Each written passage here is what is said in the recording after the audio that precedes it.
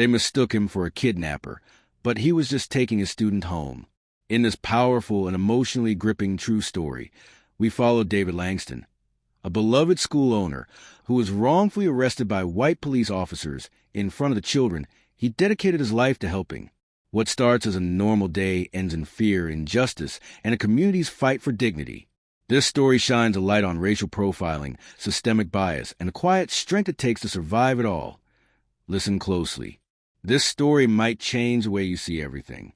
It was a late spring afternoon in a quiet Georgia suburb when Mr. David Langston, a 45-year-old private school owner and principal, loaded the last group of children into the school van. It wasn't unusual for him to personally drive kids home when a parent was running late or didn't have transportation. To David, education extended beyond textbooks. He believed in community, in love, in service. David had founded New Roots Learning Academy 8 years ago. His school welcomed all races, but was largely made up of Black and Latino children from working-class families. It was more than a school, it was a safe space.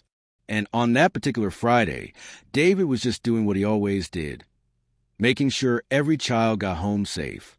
In the van with him were 3 young students, all under 10 years old. They giggled in the back seat, eating leftover snacks from the school day and talking about their weekend plans. David smiled to the rearview mirror, proud, exhausted, but happy. He didn't know that within the next 15 minutes, his life would take a devastating turn.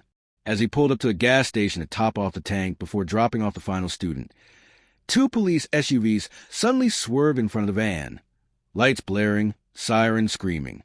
Within seconds, guns were drawn and white officers screamed conflicting commands. Put your hands up. Step out of the vehicle. Confused and stunned, David slowly exited the van, arms in the air, heart racing. The children inside burst into tears. The smallest boy screamed, "That's Mr. Langston. Don't hurt Mr. Langston." But the cops didn't listen. They slammed David against the side of the van, hands cuffed, knees in his back. No questions, no explanations, just brute force and suspicion. The officers claimed they had received a credible tip that a Black man in a van had abducted several white children. But the children weren't white. They were Hispanic and Black. And they weren't kidnapped. They were students being driven home by the man who had taught them how to read, helped their parents apply for jobs, and made sure they had lunch even when the school budget ran dry. David tried to explain. "I'm a school owner. Check my ID. Check the school van. My name's on the side. Ask the kids." But the officers were blinded, not by duty but by assumptions. All they saw was a Black man in a van with children. That, to them, was enough. David was detained for nearly 4 hours at the local precinct. The parents arrived in a panic after the kids called them crying from the station. Once the truth emerged, the department quietly let him go.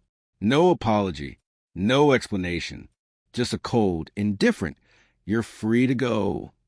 What happened to David Langston is not just about mistaken identity.